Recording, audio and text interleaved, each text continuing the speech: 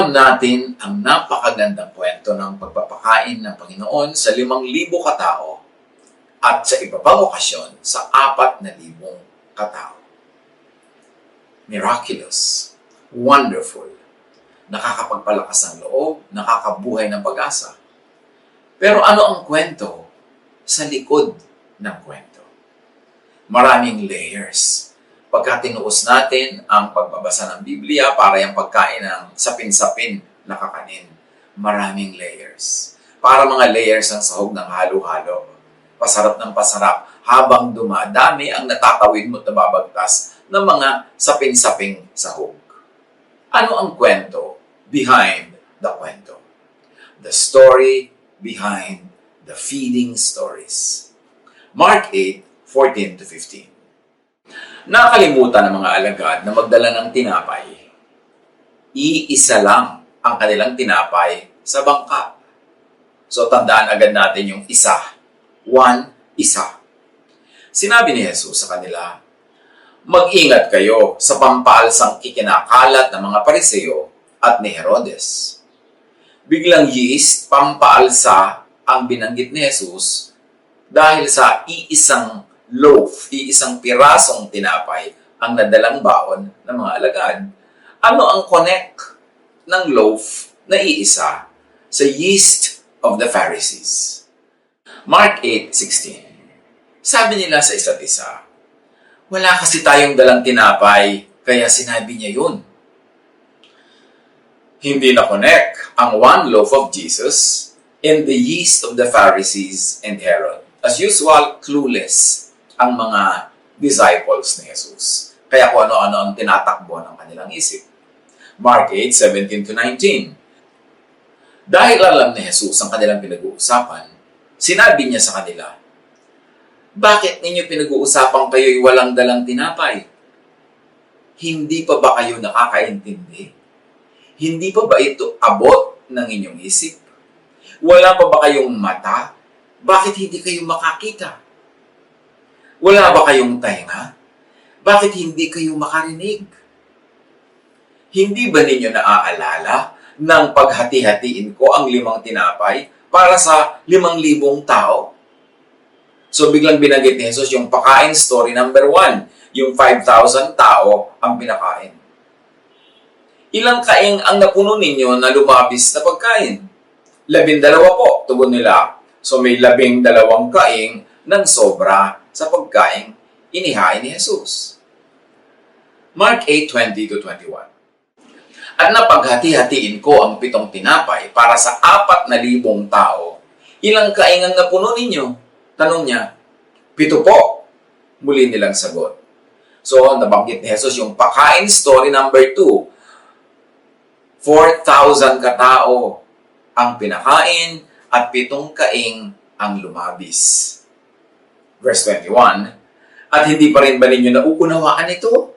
Tanong niya. In other words, may kahulugan ang numbers. Kaya binanggit, hindi ito dekorasyon, hindi ito innocent statistics. When you read this story literally, what we have is a miraculous feeding story, which is a story we read that way and believe that way. But when also read figuratively, bilang talinghaga, a fundamental Jesus lesson emerges. So mahalaga, appreciate this story from its literal reading. Totoo, nangyari, naganap, history, but also from its figurative reading para makaangat tayo sa mas mataas na kahulugan, malampasan yung kwento at marating yung diwa ng kwento. Understand its deeper meaning and message. Now, balikan natin the story of the feeding of the 5,000 and its meaning. Story number 1. Mark 6:30-31. Bumalik kay Jesus sa mga apostol at iniulat nila sa kanya ang lahat ng kanilang ginawa at itinuro. Subalit napakaraming taong dumarating at umaalis at hindi na nila makuhang kumain. Kaya't sinabi ni Jesus sa mga alagad, magpunta tayo sa hindi mataong lugar upang makapagpahinga kayo ng kaunti. So the story and the diwa of the story is being set up. The setting is being put in place. Mark 6:32. Umalis nga silang sakay ng isang bangka at nagpunta sila sa isang liblib na lugar. And understand that this is in Jewish territory. At madalas siyang kwento sa New Testament, pag binabanggit ang boat, it is a symbol of the church. Now, you see a boat, the church, in Jewish territory. Pag binabasa natin yung mga figurative meaning ng mga symbol sa kwento. And they were in the desert.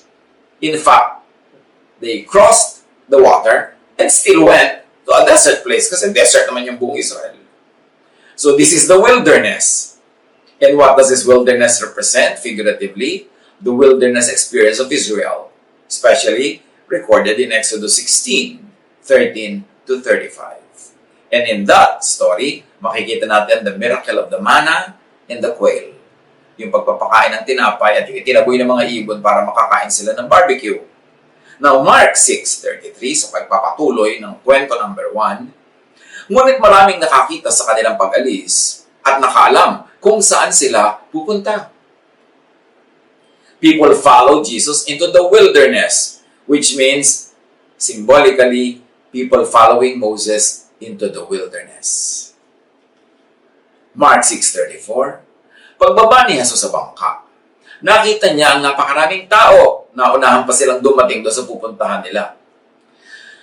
Nahabag siya sa kanila, sapagkat para sila mga tupang walang pastol, kaya't sila'y tunuruan niya ng maraming bagay. So umiwas na nga sila sa mga tao dahil hindi makapagpahinga, hindi makakain man lang, tumawid ng tubig, pagdating sa pupuntahan, naandun na, nauna pa ang marami na namang tao, nagturo na naman si Jesus. Wala pa rin kainan ito, ha? But this, symbolically, when you take out of the literal, historical story, is a swipe at Israel's religious leaders. Numbers 26:16-17. May the Lord appoint someone over this community to go out and come in before them, one who will lead them out and bring them in, so the Lord's people will not be like sheep without a shepherd. So, pinapakita sa Numbers pa lang, nung Old Testament pa lang, ang tingin ng Diyos na papabayaan ang mga tupa at sabi niya nawa magkaroon ng i-appoint na shepherd na mangunguna sa mga tao para labas-masok sila sa mga bukid na nakakakain ng damo, sa mga lugar na may tubig na nakakainom sila. Which is really reflected in John 10:2-10 na tungkol na kay Jesus. The shepherd of the sheep calls his own sheep by name and leads them out. He goes on ahead of them. Now, Jesus used this figure of speech, but the Pharisees did not understand what he was telling them. Therefore, Jesus said again, very truly I tell you, I am the gate of the sheep. All who have come before me are thieves and robbers. I am the gate. Whoever enters through me will be saved. They will come in and go out and find pasture. The thief comes only to steal and kill and destroy. I have come that they may have life and have it to the full. So the thief equals the yeast of the Pharisees and Herod. Yan ang ating gagawing frame ng pag-iisip para malinaw sa atin kung anong gusto nating marating. Tandaan, huwag magpalito. May kwento ng feeding story, pero ngayon binubungkal natin yung mga symbols, numbers, words na nasa kwento na yon and reading them as pahiwatig, as talinghaga ng ibang ibig sabihin at ibang pakahulugan. At so far, nararating nating isipin ay yung pag-ungkat ni Jesus doon sa tinapay, sa yeast of the Pharisees and of Herod, at yung gutom ng mga tao, kaya niya pinakain, ay ito ay device para maalala yung gutom ng mga tao sa desert ng panahon ni Moses, yung pagpapakain sa kanila ng tinapay, yung pagpapakain sa kanila ng mga pugo na binarbecue nila, at yung kakulangan ng pangunguna sa mga tao. So now we are reading what the possible symbolisms in the story of the feeding miracles could mean in a deeper way. Huwag tayong papalito, ha. Hinahanap natin ang kahulugan ng mga symbols sa kwento kung babasahin natin yung kwento as metaphor, as symbolism. Mark 6:35-37. Nang dapit hapon na, lumapit sa kanyang mga alagad at sinabi, ito pa rin yung feeding story number 1. Liblib ang pook na ito at malapit nang lumubog ang araw. Paalisin na po ninyo ang mga tao upang makapunta sila sa mga karatig nayon at bayan upang makabili ng pagkain. Ngunit sinabi sa kanila ni Jesus, bigyan niyo sila ng makakain. Remember, Jesus is the good shepherd. Yung kanyang mga alagad, hindi good shepherd. Gusto ipagtabuyan yung mga tao para maghanap sila ng paraan para mabusog sila. Which is really an echo, a symbol of the leaders of ancient Israel na hindi good shepherds, na thieves and robbers na binabanggit ni sa John 10. Sumagot ang mga alagad, nais ko ba ninyong bumili kami ng pagkain sa halagang 200 salaping pilak? Pera, halaga ang inungkat ng mga disciples, hindi yung gutom ng mga tao. This is a swipe at Israel's religious leaders pagiging uncaring and mukhang pera. So nakikita sa asal ng mga disciples, nasasalamin yung asal ng mga leaders of ancient Israel. That is if we're going to read the story in a symbolic way. Mark 6:38, ilan ang dala niyong tinapay? Tingnan nga ninyo, utos ni Jesus. Pagkatapos tingnan ay kanilang sinabi, 5 po at 2 isda. So we see here, 5 loaves, na kung babasahin natin symbolically, 5 books of the Torah, yung 5 naunang libro sa Old Testament ng mga Jews. 2, ang isda, to count for the prophets and the Psalms, that makes for 7 books, the scriptures of Israel's faith and worship. But the temple teachers are not teaching well, so that the people had strayed away like sheep and without a shepherd. Yun ang reklamo ng Diyos sa mga shepherd ng ancient Israel at yun din ang tinutumbok ni Jesus sa sinabi niyang lahat ng nauna sa akin were only thieves. They only came to steal, kill, and destroy. The shepherds of Israel, meaning the prophets and the priests, are cursed by Yahweh Himself. Sa Ezekiel 34:7-10, sinasabi ni Yahweh sa bibig ng propeta, therefore you shepherds, hear the word of the Lord.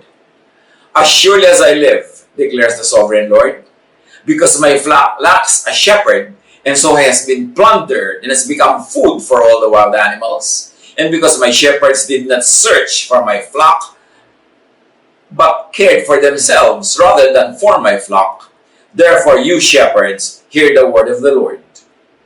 This is what the sovereign Lord says. I am against the shepherds and will hold them accountable for my flock. I will remove them from tending the flock so that shepherds can no longer feed themselves. I will rescue my flock from their mouths, and it will no longer be food for them. Dahil nga dito, mga pinuno, dinggin ninyo ang aking sinasabi. Ako ang Diyos na buhay. Ang mga tupo ko'y pinipinsala at nilalapan ng mababangis na hayop sapagkat walang nag-aalaga sa mga ito. Hindi hinahalat ng mga pastor ang aking mga tupa. Sa halip na alagaan nila mga ito, ang sarili nila ang binubusog. Kaya, makinig nga kayo, mga pastor. Pakinggan ninyo yung aking sinasabi. Laban ako sa inyo. Pananagutan ninyo ang nangyayari sa aking mga tupa. Hindi ko na kayo gagawing pastor upang hindi na ninyo magbusog ang inyong sarili. Ilalayo ko sa inyo ang aking mga tupa at hindi na ninyo mapapakinabangan ang mga ito. So you see, remember, binabasa natin yung unang feeding story of the 5,000 bilang isang tunay na nangyaring himala at also bilang isang talinghaga, a metaphor. At sa mga elemento ng kwento, binabasa natin yung symbolisms na nagtuturo, na nagre-reflect sa religious life ng ancient Israel.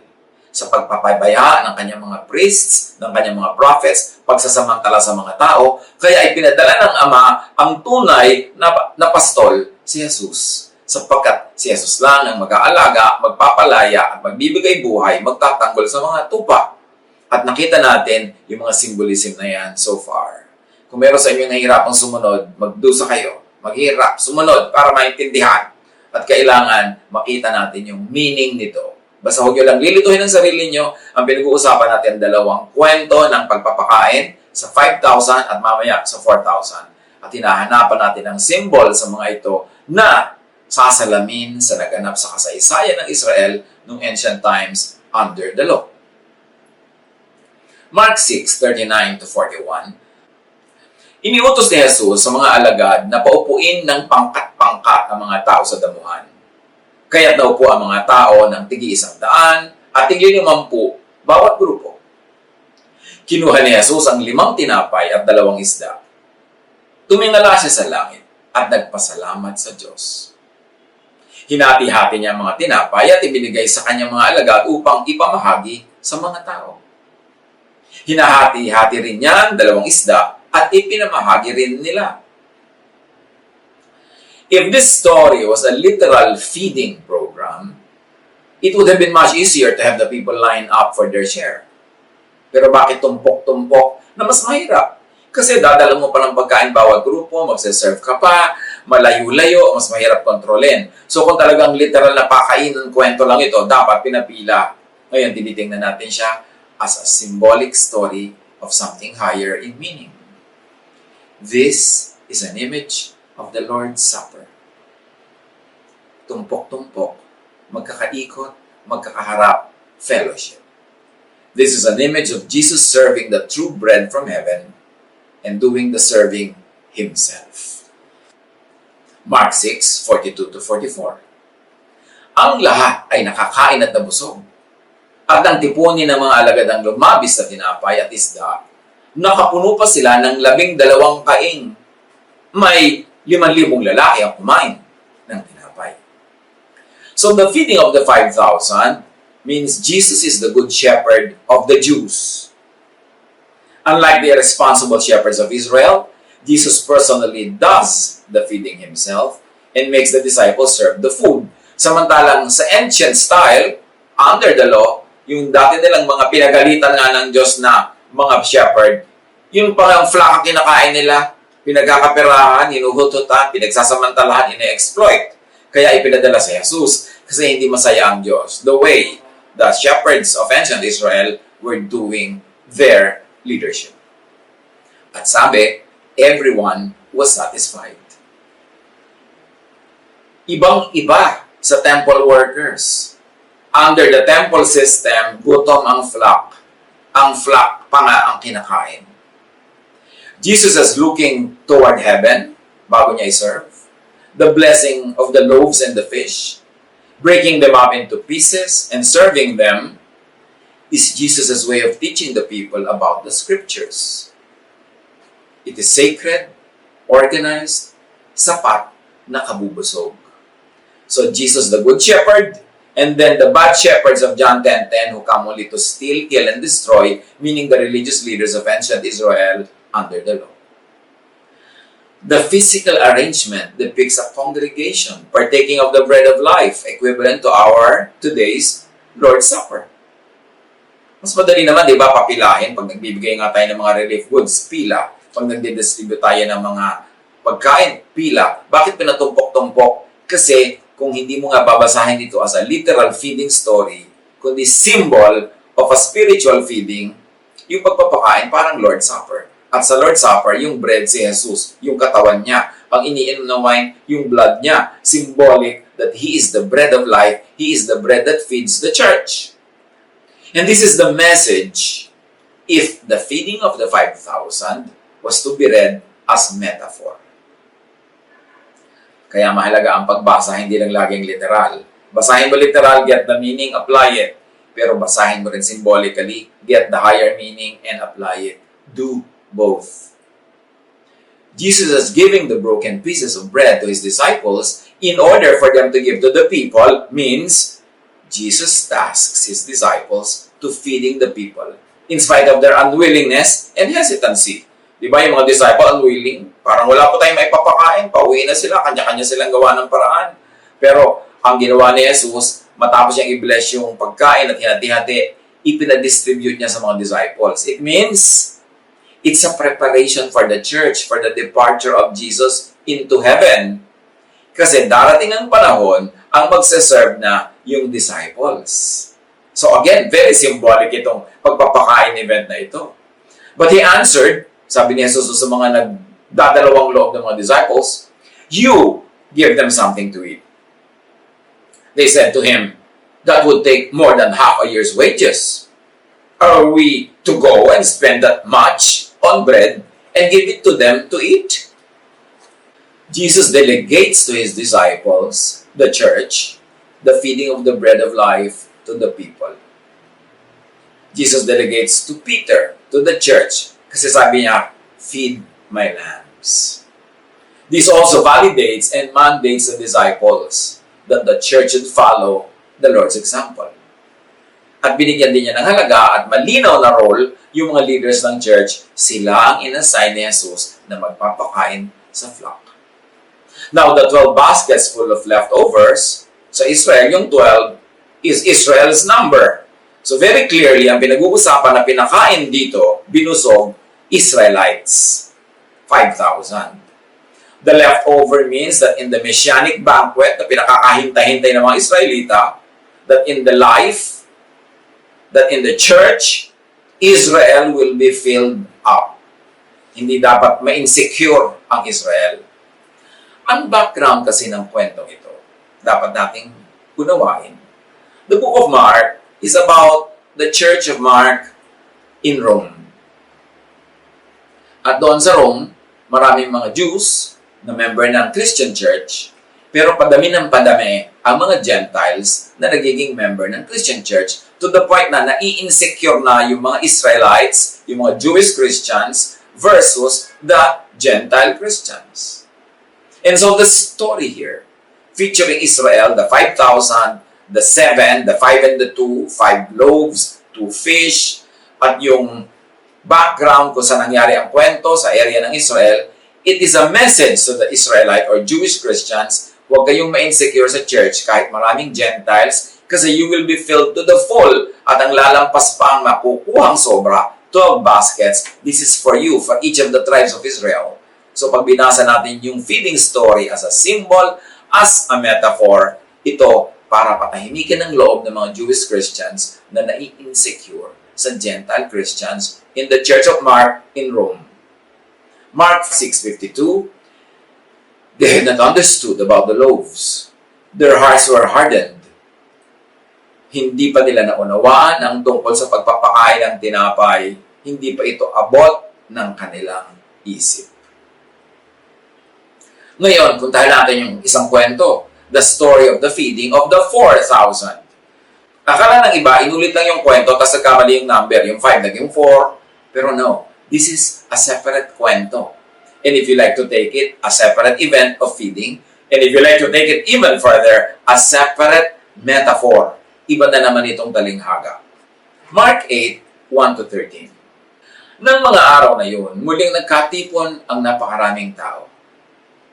Wala nang makain ng mga ito, kaya tinawag ni Jesus ang kanyang mga alagad at sinabi sa kanila, "Naaawa ako sa mga taong ito sapagkat 3 araw na ngayong kasama ko sila at wala na silang makain.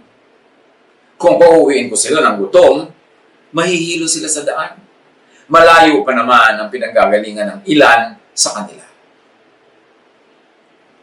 Ito po ay isang liblib na lugar. Saan po tayo kukuha ng pagkain para sa ganitong karaming tao?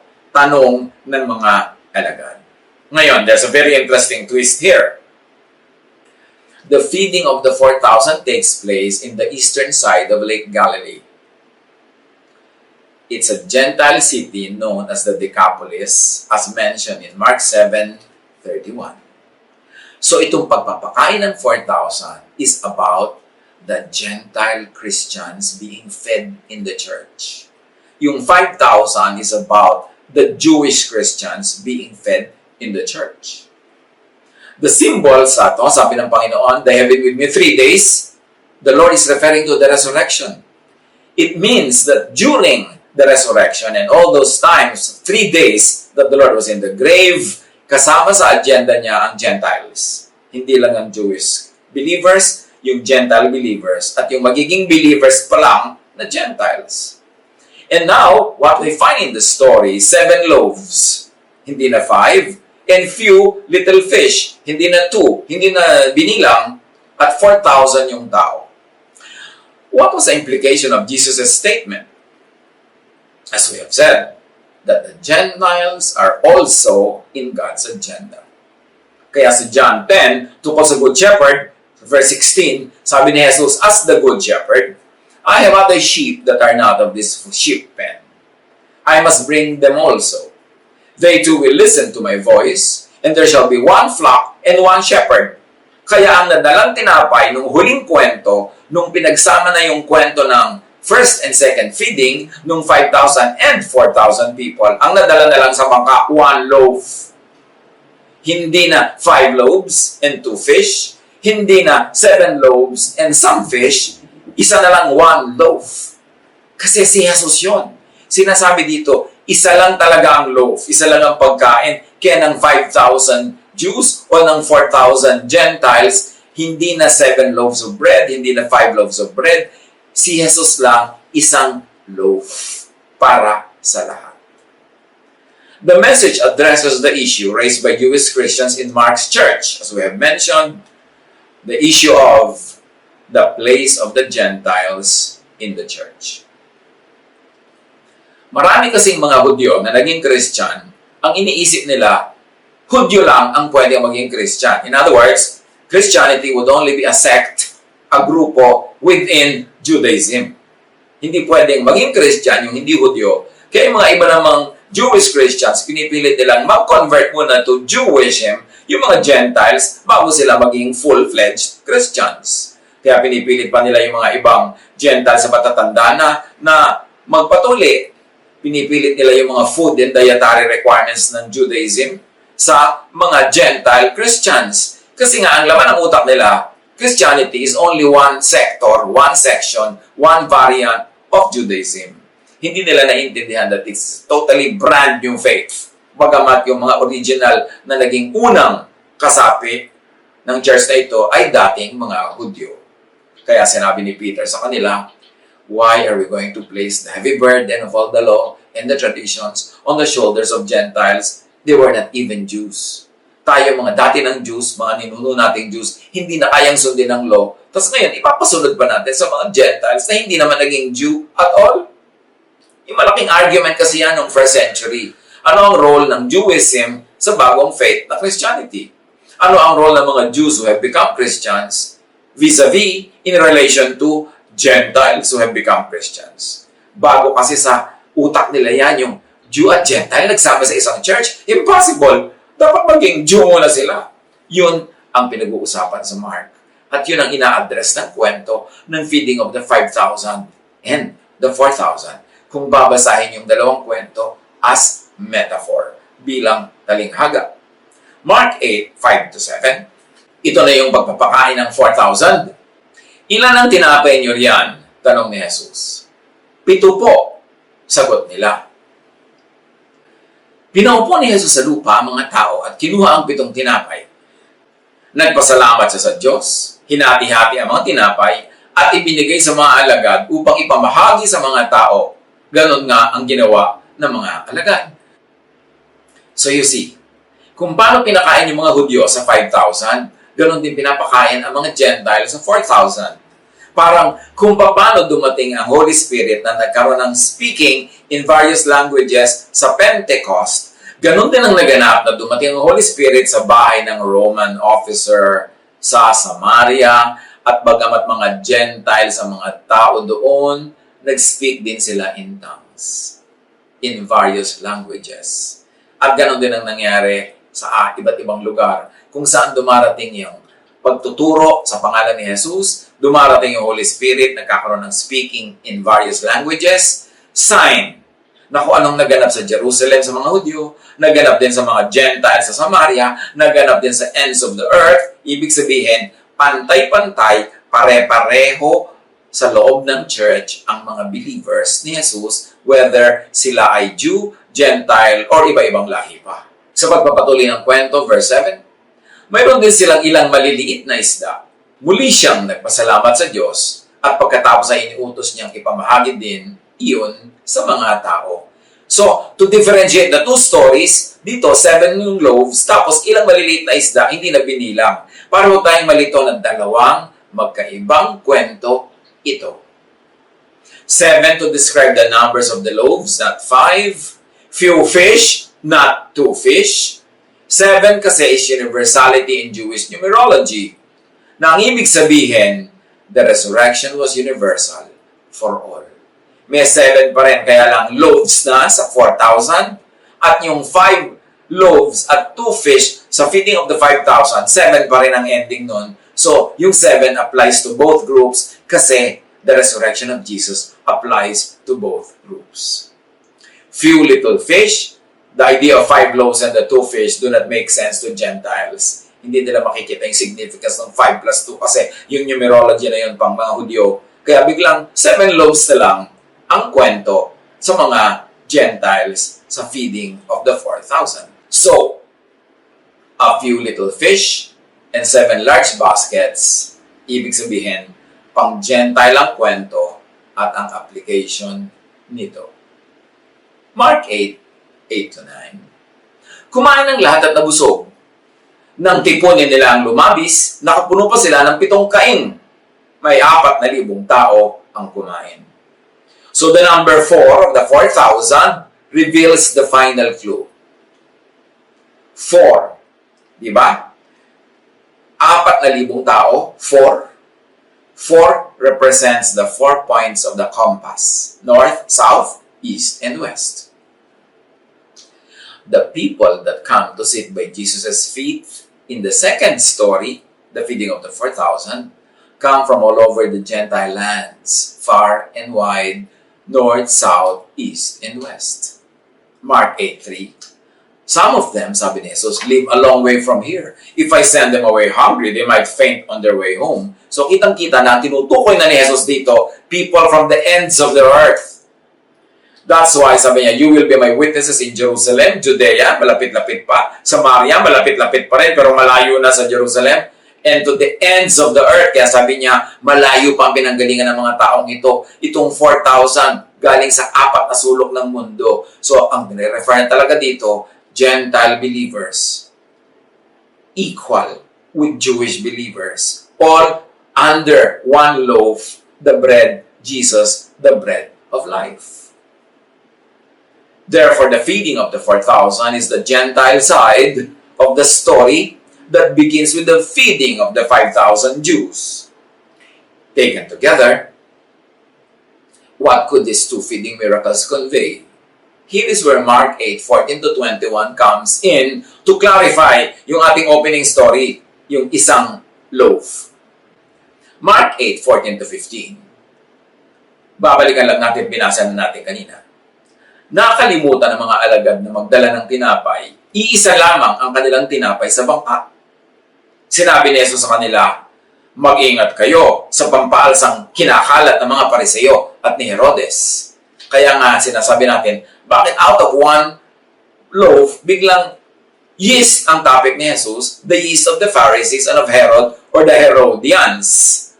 Mark 8:16 to 19, sabi nila sa isa't isa, wala kasi tayong dalang tinapay, kaya sinabi niya yun.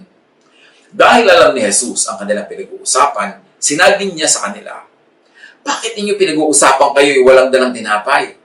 In other words, ang ibig sabihin ni Jesus, narito nga ako ang tinapay. Isang loaf, isang Jesus, ako yan.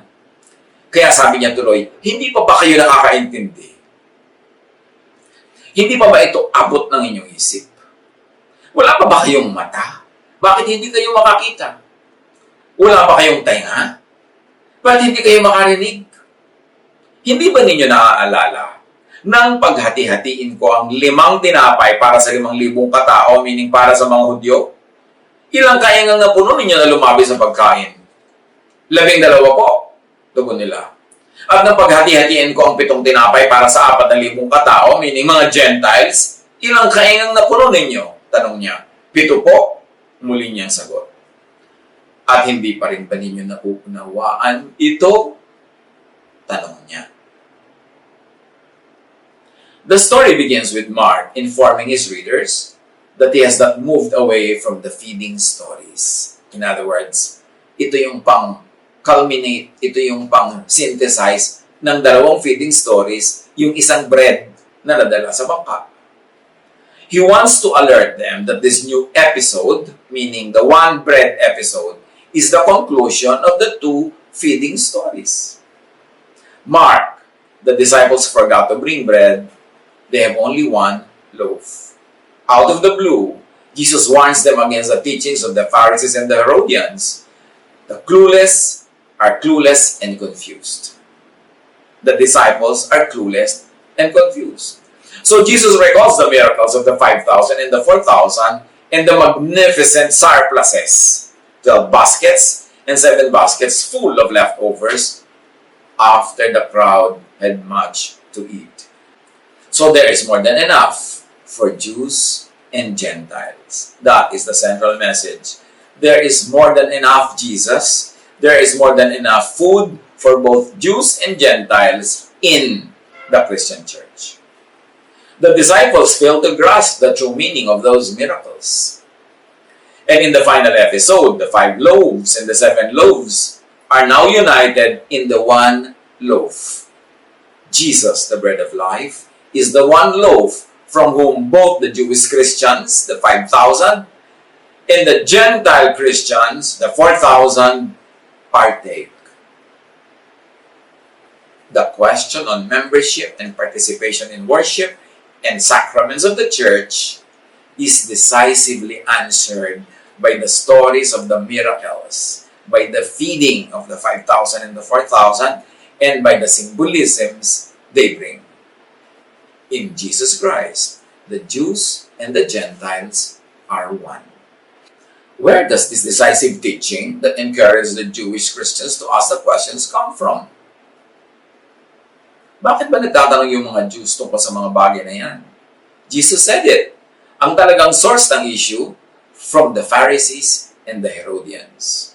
Remember, the Pharisee members wanted the Gentile members to be circumcised.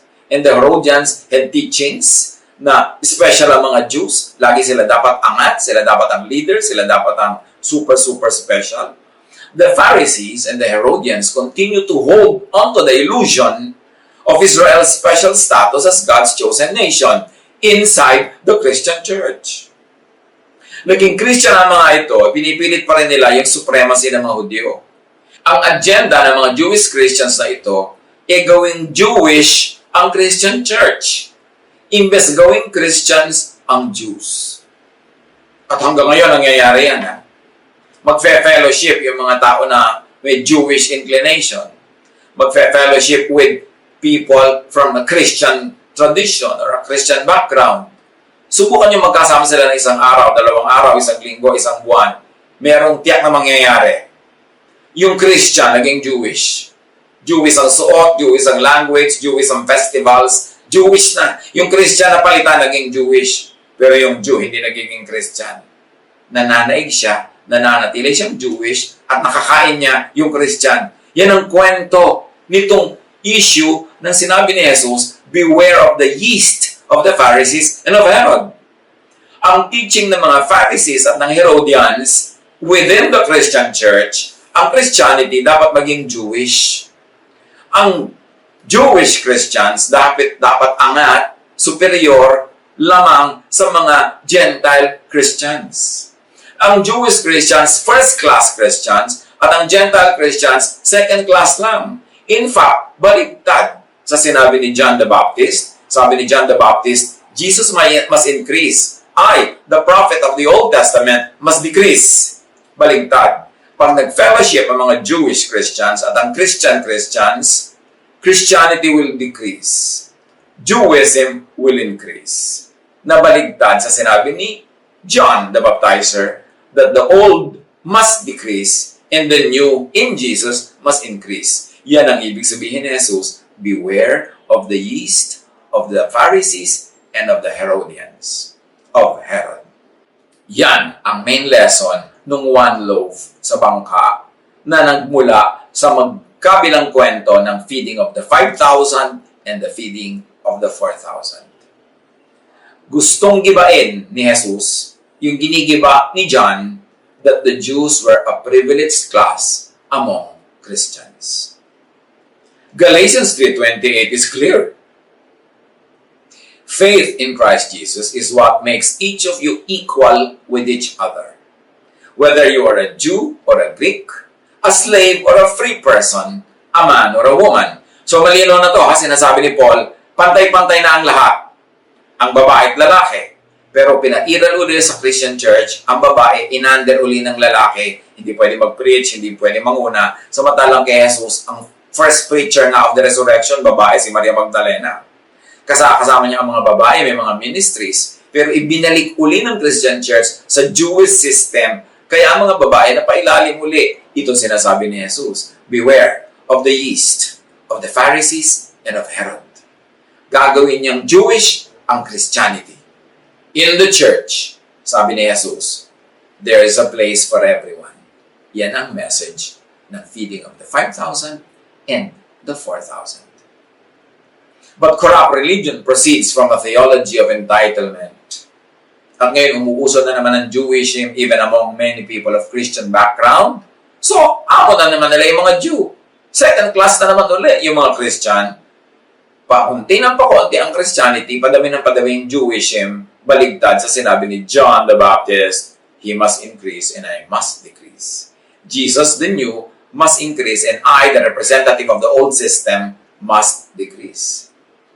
Kasi dyan sa yeast of the Pharisees and of Herod, mayroong chosen, mayroong special, mayroon na namang religious elite. Yung may mga Jewish blood or background. Jesusness searches for commonalities, not differences, while honoring and celebrating individual uniqueness. Psalm 139:14, I praise you because I am fearfully and wonderfully made. Your works are wonderful. I know that full well. Now, how do you apply that in a church na may Jewish at may Christian people ang background? Merong Jewish background, merong Christian background. Lahat, parehong wonderful. Hindi lang yung Jew. Hindi magpapasailalim yung non-Jew kasi everybody is wonderfully made. Kaya sa tunay na Christian church, under the one loaf of Jesus, there should be tolerance. There is acceptance. Because Jesus builds up rather than breaks down. Bumubuo, hindi naghahati. Hindi nagkakaroon ng mga castes, ng mga classes, ng mga ranks. But for this to happen, Phariseeism, Herodianism, the temple, first had to be destroyed.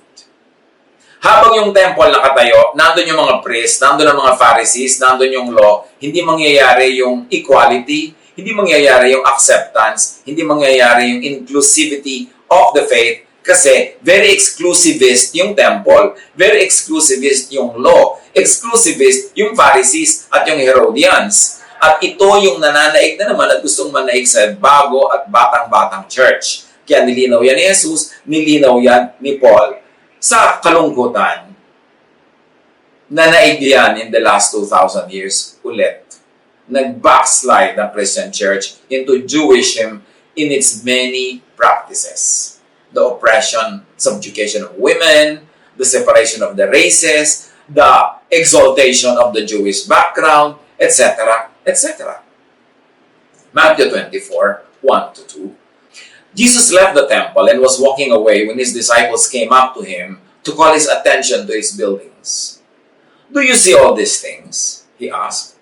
Truly I tell you, not one stone here will be left on another, everyone will be thrown down. So, Jesus prophesied the destruction of the temple, which he also said in the same Matthew 24 chapter, that it will happen in the lifetime of his original hearers. And really, in AD 72, the temple was destroyed and never again rebuilt.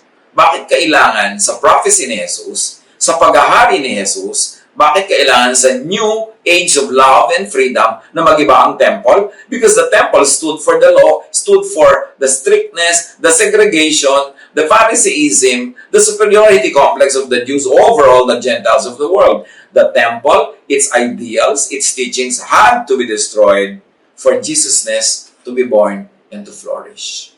And that all happened within the lifetime of Jesus' original hearers. Jesus unites rather than divides. The church must learn to appreciate diversity, differences. 2 Corinthians 3:17, now the Lord is the Spirit, and where the Spirit of the Lord is, there is freedom. Pagka naging temple-centered ang Christianity, law-centered, Moses-centered, at pinangunahan ng mga modern-day Pharisees, walang freedom.